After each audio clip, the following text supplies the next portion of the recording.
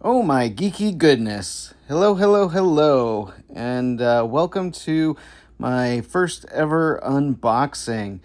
Something exciting showed up on my doorstep today, and I wanted to share it with you all. So, this is the unboxing of the Bad Karmas and the Curse of Cthulhu. It's part of the Teberu system published by the company Explored. Um, I got this super fast. I just had my address confirmation on Friday, and it closed on Monday, and it is now Wednesday. So I literally got this like 3 days after confirming my address. So let's take a look. As you can tell, I have already cracked the box, but I just wanted to do that to make sure that there wasn't a shipping invoice or anything in here that might have my personal information on it. So let's take a look. Now, this does not include the Teberu system itself. That is something that I've had for a couple of years now. And this is the follow-up to their first game, The Bad Karmas. This is the Curse of Cthulhu, the first, I guess, next set for that brand. If you're not familiar with Explored or Teberu, it is a game system that was developed by some people in the video game industry who are trying to bridge the gap between board games and video games. It does tend to be similar to like an app-driven board game that you might be familiar with, like the Fantasy Flight style, but this is a little bit different because it has more physical components that actually interact directly with the app. Like the app will know your dice rolls and the position of the characters on the board. Explored has kind of they're still a fledgling company. They've only really been around for less than 5 years. They, in the past, have been attached to other companies like Simon, and they recently announced a partnership with Hasbro. We don't really know what's cooking there, but it's exciting to know that the things that they're making are going to be more mainstream for us here in the near future. I have purchased all of their projects that they've put out on GameFound to date. So I do own, like I said, the original Bad Karmas, and then also Vampire the Masquerade. I believe it's Milan Chronicles. They're both very interesting games. They do have some mixed reviews, but I think anytime you're doing something new and exciting and different, not everybody's going to respond to that. But I definitely support the path that they're taking here and excited to see what things they bring us in the future. So let me see about getting into this box here. Just gonna set this down for a second. All right. Now this is a very snug box, but I was able to get it off. All right, so here, this is the volume 4. So this is volume 4 of the Bad Karmas. And as you can see, this box contains the majority of the miniatures for it. These are the characters, and this set is Cthulhu themed, so this is the first of the Bad Karmas characters that have that theming on them. As you can see, they each have a different character or a different color associated with the character that kind of is representative of what their role is in the game. It's been a while since I've played, but if I remember right, I'm pretty sure that the orange character is a tank, and I think in the past, pink has been ranged, but this character doesn't really look ranged. Well, maybe she uses those cards there for some sort of ranged magical attack. I bet that's likely. And then the green guy is often your healer and a support unit. And then blue is usually a swift or covert character. I've never really messed with the black character. He tends to be sort of a wild card character. But what's really neat about this game system is that there's no cards. The cards are all digital, so the cards will evolve and change as you play the game based on the actions that you take and what you choose to upgrade. So here we have some of this is a boss battler, and so here are some of the boss figures that you can see. I assume that this is probably the King in Yellow, most likely. That's my guess, based on the fact that he's got a tiny, tiny crown up there. And then this, I believe, is Ithaca. He's kind of like a Wendigo, kind of icy figure. Oh yeah, you can see some what look like icicles sticking off his back there. And of course, here's our big boy, Cthulhu, everybody's favorite. So yeah, as you can see, these are pretty chunky miniatures, especially in comparison to the investigators that I showed you before. I'm not sure that they're all called investigators in the Bad Karmas, but they certainly are in most traditional Call of Cthulhu style games. So there is that. Let's see what else is in the box. There's probably some boards. Got an empty tray for dice and a power ring. I'm sure I've got some of those in this box here somewhere. Or maybe not this box, but definitely in the shipment.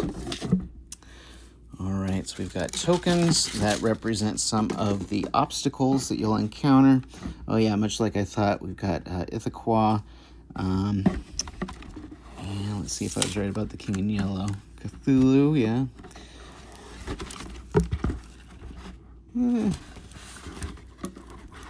Don't know. Oh yeah, Haster. Okay.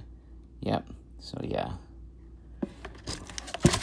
All right. So those are those. They basically punch out and make your terrain obstacles. In the past, Explored has provided STL files if you would rather 3D print your own terrain obstacles, just to help cut down on production costs and offer an alternative for those who prefer the plastic to the cardboard. I will probably be doing that at some point if I end up playing this game enough. And considering that I enjoy the first Bad Karma sets and I really enjoy the Cthulhu theme even more, it's fairly likely that that will happen.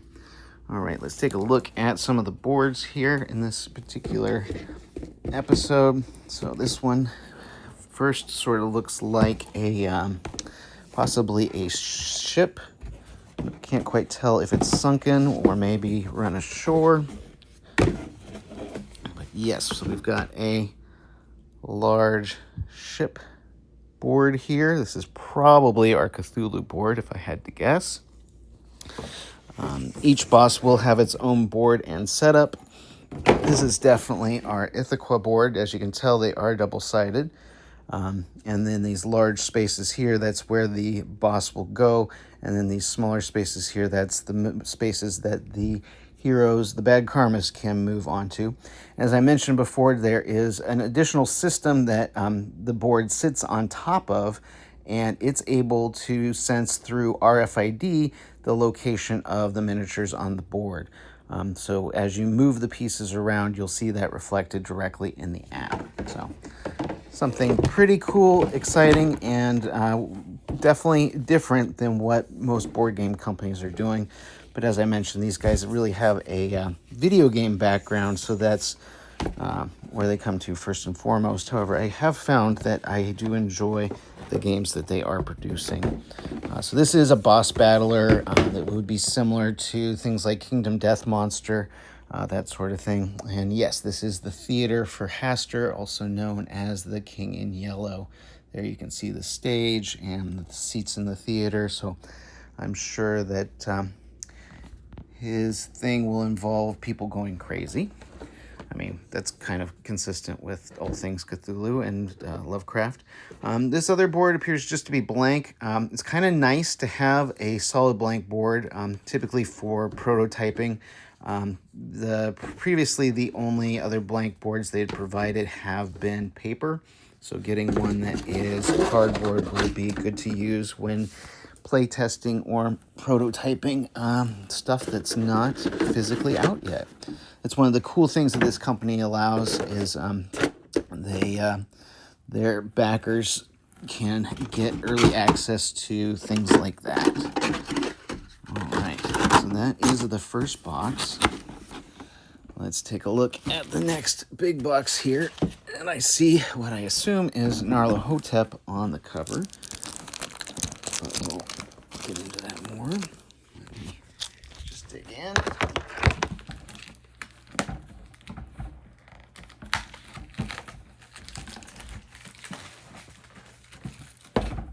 Okay. Sorry for some of the shaky elements here. I don't currently have access to my tripod. It has been packed away since I moved, and I still have not yet gotten it out. Here you can look at the wreckage in the box at this time as I will lift the lid. Okay, and we summon some old ones here. Okay, cool. So we've got additional player characters. That's always nice.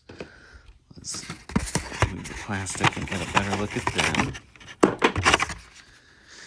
Okay, so yeah, so much like the last set. Oh, this is interesting. We've got kind of a geisha-style woman there in what I can typically consider to be the tank role.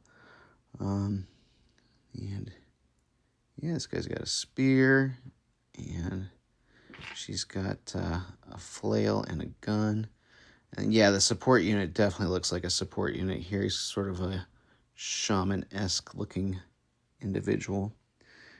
And yeah, cool stuff. All right, so once again, we got a tray for the accessories that I packed away somewhere yet still. And here we've got what I assume is the Black Goat of the Woods. Pretty cool depiction of that elder god. Yeah, definitely has the tree-like appendages. So, very neat. And this, I believe, is Nyarlathotep. Not 100% certain on that, but very abstract-y, kind of crazy guy. So yeah, again, this is brand new, coming out to backers this week. Literally just being shipped within the last few days. I think one of the reasons why I got it faster is likely because of my location on the East Coast. I'm not certain who this is, but man, he's cool. Maybe Shub-Niggurath?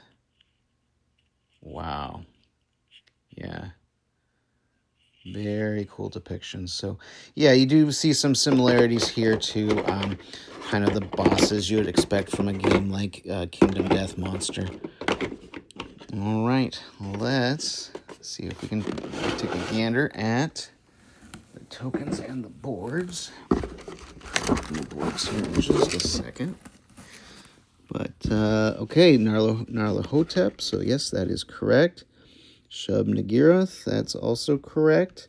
And let's see if I was right about the Black Goat of the Woods.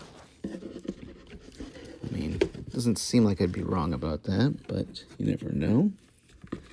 Ooh, these Cthulhu idols are really cool.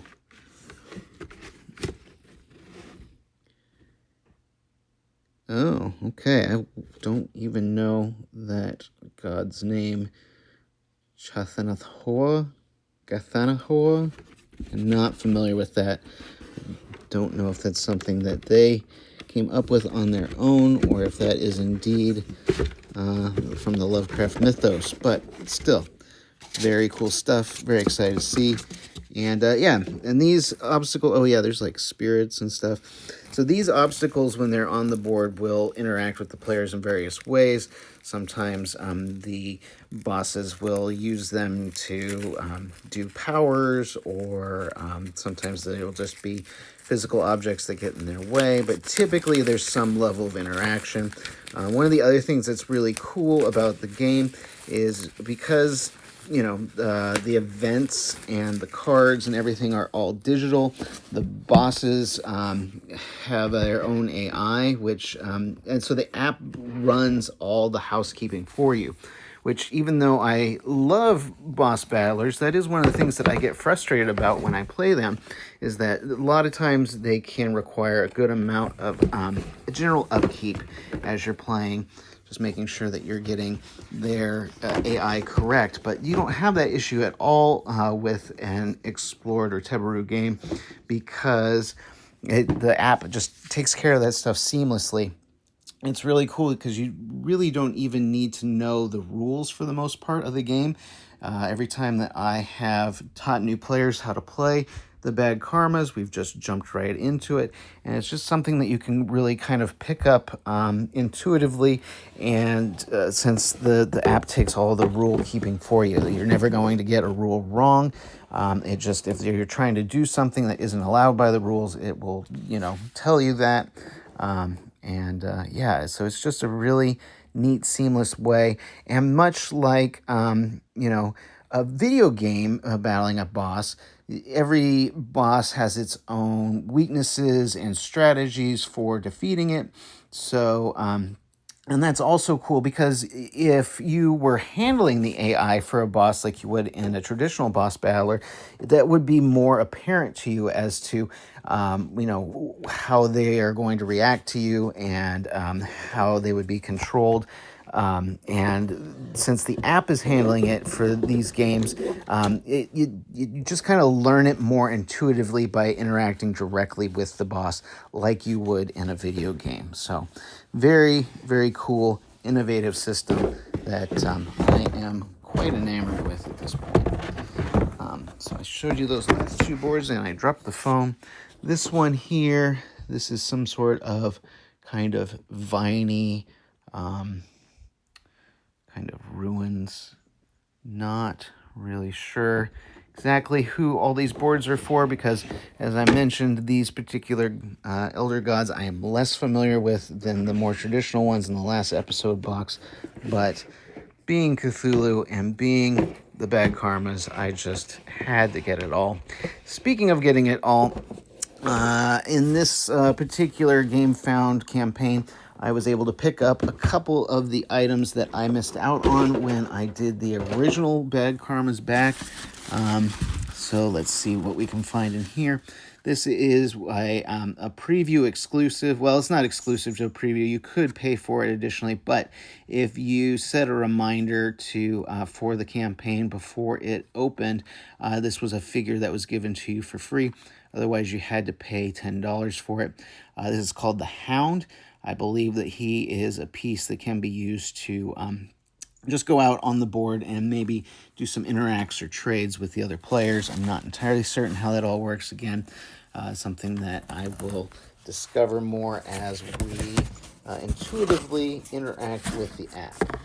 All right, so here is, I ordered another LED ring because it's so the cool thing about the LED ring is it sits in the base of the boss miniature, and it basically will visually show you status effects by lighting up in different colors. So you can see like which sides are vulnerable and which sides, you're more likely to get certain status effects when you interact or when you attack the boss from that particular side. So let's see here. Okay, so here it is.